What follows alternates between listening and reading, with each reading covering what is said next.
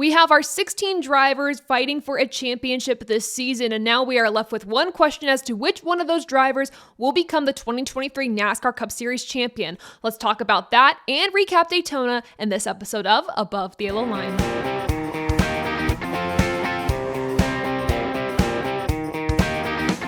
Right off the bat, I want to rate this race just so we can get down to business. I gotta say this race was solid, really exciting three-wide racing, great races to the ends of the stages, and also the battle for the finish was also incredible. I gotta give this one a 91%, rating it obviously above the yellow line.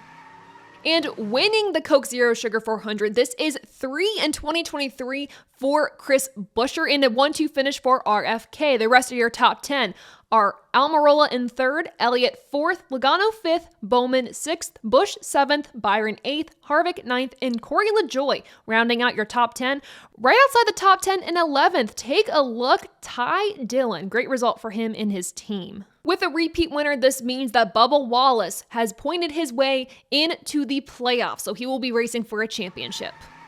Bubba had so much pressure heading into this weekend, and he had to fend off drivers that literally were just going into Daytona with one goal, which was to win the race. Notably, Chase Elliott and Alex Bowman. They are not fighting for a championship this year. They did not win their way in, so they're going to be riding out the rest of the season. For Chase Elliott, though, gotta note this, he will be fighting for an owner's championship because of that points waiver with his injury. He won't be fighting for a championship, but he had enough points for his car to get into the owner's championship, so there's an update there. And these drivers that just had to race their way in to get into the playoffs, like Chase Elliott, and these drivers like Chase Elliott, Alex Bowman, who just had one objective to race their way into the playoffs, did not make this race easy for Bubba. Elliott actually led with a few to go in the race, and I thought he could have taken it all. And even then, heading into the weekend, Stewart-Haas Racing was incredibly strong. Starting in the first and second positions, we had Chase Briscoe and Eric Almirola. The rest of Stewart-Haas Racing qualified inside the top 10, and they were all contenders to win the race at one point or another. Even Kevin Harvick, I thought with 2 to go, he was going to win the whole event. So not only did Wallace have the threat of new winners on his mind, he also had the threat of a points battle between him and Toyota teammate Ty Gibbs. However, right before the conclusion of stage 2, Christopher Bell had a bad push on the bumper of Ty Gibbs. Ty Gibbs went out, started spinning, and collected about 18 cars. With this wreck, that meant that Ty Gibbs was out of the race. He could not point his way into the championship fight, and he was done for the day. This was beneficial to Bubba Wallace because all he had to do from that point on was just win the race. He did not have to focus on a points battle. He just had one focus, one goal. Like the rest of the drivers that were trying to win their way in, it was just to win the race. In that wreck too, there was an incredibly hard hit for Ryan Blaney head on into the wall. We've seen him do this multiple times this season. I think Daytona actually earlier this year for the 500 that happened to him, and of course that scary wreck at Nashville. He said he was okay. If there's any updates though about Ryan Blaney, we'll certainly have those for you at TobyChristieCom. And then of course the main wreck, I think that's on everybody's mind following the Coke Zero Sugar 400, was the one with Ryan Preece near the end of the event. It looks like he had some help from the 43 of Eric Jones, and it sent him into the grass where he then barrel rolled, got airborne over 10 times. He was taken to a local hospital following an evaluation at the Infield Care Center and was discharged Sunday morning to go home. There have been no more updates on his condition, but Stewart-Haas Racing did tweet that he arrived to the hospital awake, alert, and mobile. Ryan Preece also tweeted late that night as well. So good to hear from him, good to have the updates, and good to hear that he is heading home. Obviously, a big topic that came out of this was the safety of the Gen 7 car. I'm not going to totally talk about that here right now. If you want me to talk about it more, though, go to my social media pages. But the fact that this car was durable enough for Ryan Preece to be able to exit the car and be okay is a testament to the safety measures that NASCAR is putting into this car as they're continuing to learn how to make it safer. And this is the same story with any generation of car, even like the off season, during the season, whatever it is, NASCAR is always studying these cars. For example, they're going to study this one, Ryan Preece's number 41. They're going to take it to the R&D center to study it and see what they can improve upon. But NASCAR is always trying to improve the safety of their cars for their athletes. So that's a great positive there. But I guess that's the update on Ryan Preece. I'm going to hold myself from going into an entire safety spiel because I don't want to do that right now. But scary wreck from Ryan Preece. I am so glad he is okay. With Daytona behind us, it is time to preview the playoffs, and I will give you my pre-playoff bracket. We'll see how close it is. All right, so I'm looking at my preseason playoff bracket, and I gotta say, yikes, just right off the bat. So I thought that Chase Elliott was going to get in. I thought that Briscoe, Allmendinger, Cindric, Bowman, and Priest were all going to get into the playoffs. Those were all obviously wrong. So unfortunate for me, I was way off in my preseason predictions, but that is totally fine. It's okay because we can redeem ourselves now that we have our 16 drivers, and we'll kind of just go from there. I'll break this down a little bit more during the postseason content that I come out with. But all you need to know for now is that I was way off going into the playoffs this season. At the top of our playoff grid, tied for first going into the playoffs, we have William Byron and Martin Truex Jr. Right behind them, Denny Hamlin, Chris Buescher, Kyle Busch, Kyle Larson, Christopher Bell, Ross Chastain, Brad Keselowski, Tyler Reddick, Joey Logano, Ryan Blaney. Then we have Michael McDowell, Ricky Stenhouse Jr., Kevin Harvick, and Bubba Wallace. Those 4 drivers are in the danger zone heading into the playoffs. Remember, at the end of the round of 16, the round of 12, and the round of 8, 4 drivers are eliminated before we have our championship 4. And then, of course, of those 4 drivers, we have 1 winner, 1 champion. All of that said, you all know if you watch the Above the Yellow Line live streams on Thursday nights, you know that we are a bunch of smart cookies. And one of us, Dom Joseph, we like to call the encyclopedia. He actually gave me a bunch of really interesting stats to share with you all about the playoffs that could help or could potentially hurt us with our predictions. So I want to read them off, starting off with stats about the playoff rounds in general. First off, a single playoff round has been swept by a driver only once, and this was by Joey Logano in 2015 in the round of 12. With that said, a single playoff round has been swept by a single team 3 times, and that has been, of course, with Joey Logano in 2015, and then Hendrick Motorsports did it twice. And following that stat up, a single round of the playoffs has been swept by a single team 3 times. Of course, in 2015 with Joey Logano in the round of 12, and then Hendrick Motorsports did this twice, both of them in the round of 8 for 2015 and 2021. The final stat from this category is a champion has never earned a win in every single round in the playoffs en route to a championship. So very interesting there.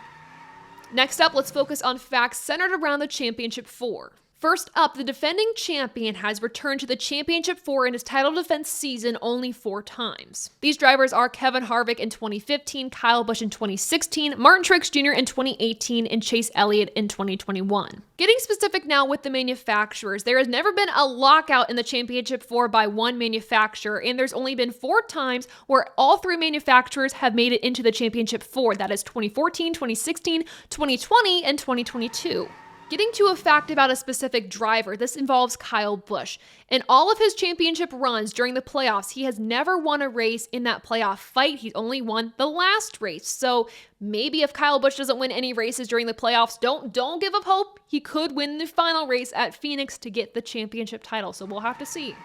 I want to close out these facts by talking about our eventual championship winners. Now, there's only been 6 times where a championship 4 contender has locked their way into the championship 4 by winning in the round of 8. And of those times, there has only been 3 times where an eventual champion has punched their way into the championship 4 with a win at Martinsville. There's only been 1 time where the eventual champion has won the opening race of the playoffs, and that was Martin Truex Jr. in 2017 at Chicagoland. And since its inception in 2017, the regular season champ has only gone on to win the title 3 times. And these are all in odd number years. We have Martin Truex Jr. in 2017, Kyle Busch in 2019, and Kyle Larson in 2021. When we talk about specific drivers that are threats to win the title this year, obviously we think to Martin Truex Jr., William Byron. I'm even going to throw Denny Hamlin into that mix, but the underdog heading into this, I think who is no longer an underdog, would be Chris Buescher. The guy has won 3 races in the past 5 weeks, and we all know last year he won the race at Bristol, so a positive momentum heading into the playoffs and positive history heading into the playoffs. But who do I think is actually going to stand the test of time? Who is going to make it to the championship 4 and get the 2023 champion? I'm going to go through each round and tell you my predictions. So the round of 16, we have Darlington, Kansas, and then Bristol. Here are the 4 drivers who I think are going to be cut following this round. I don't think this is surprising, but I think Stenhouse is going to be done after the round of 16. I also think Michael McDowell will probably be done after the round of 16. I think he could surprise us, and I've been very adamant on saying, watch out for McDowell. He can make it past the first round. But with really considering our contenders here, I think McDowell and Stenhouse will be out after the round of 16. This is where I get bold, but maybe predictable. I think Ross Chastain is not going to make it past this first round. He has not been consistent this season. He has not gotten the results I think we expect for him, especially considering what they've done last year. And then, I also hate to say it, but Ryan Blaney, I think he's going to be a first round exit as well. Since 2020, his average finishes at these 3 tracks have been outside the top 15. The same story goes for his overall finishes during his career, except for Kansas, where his average finishing position is 13th. And I know what a lot of you are thinking. You're thinking, whoa, you have Bubba Wallace making it past the first round. How in the world do you see that happening? Well, he won Kansas last year during the playoffs, and he got a top 5 at Darlington earlier this season. So I feel like it's in the realm of possibilities that Bubba Wallace makes it to the next round. So I see him going to the round of 12. And for Harvick, he has consistency on his side. I think he's able to make it past that first round. However, for the round of 12, we have Texas, Talladega, and the Roval. This is where I feel Harvick and Wallace's playoff journeys will end. I also feel like this is where Reddick is going to end his title hopes. Same with Christopher Bell. I know he won this race at the Roval last year, but I just don't feel like this has been his season. Whether he picks up the pace in the playoffs like he did last year or not, I don't know, but I just don't feel like this is going to be Christopher Bell's year. The round of 8. This is where we determine our championship 4 with the tracks of Vegas, Homestead, and Martinsville.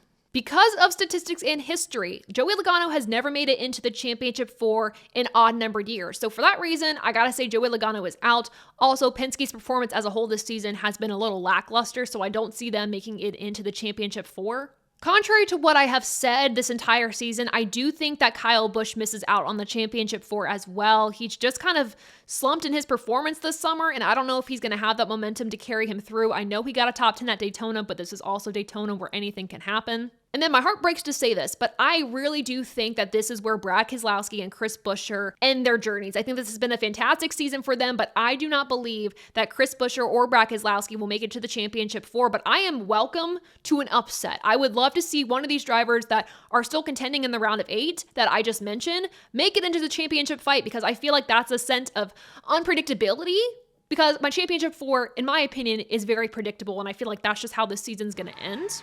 My championship 4 is Joe Gibbs Racing versus Hendrick Motorsports. We have Byron and Larson versus Hamlin and Truex, and I think finally getting it done, Denny Hamlin is going to pull kind of an upset against our obvious winners here this season with Byron and Truex, and he's going to finally win a championship. Will that happen though? I don't know, but that's just my prediction.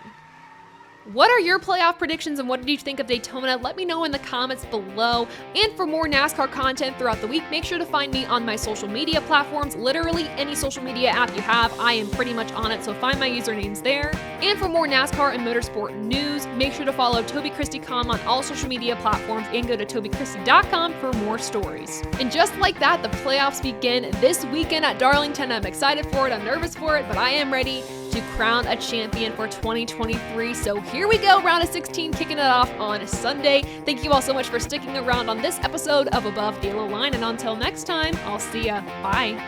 Want more great motorsports content? Make sure to click the links on the screen and in the description.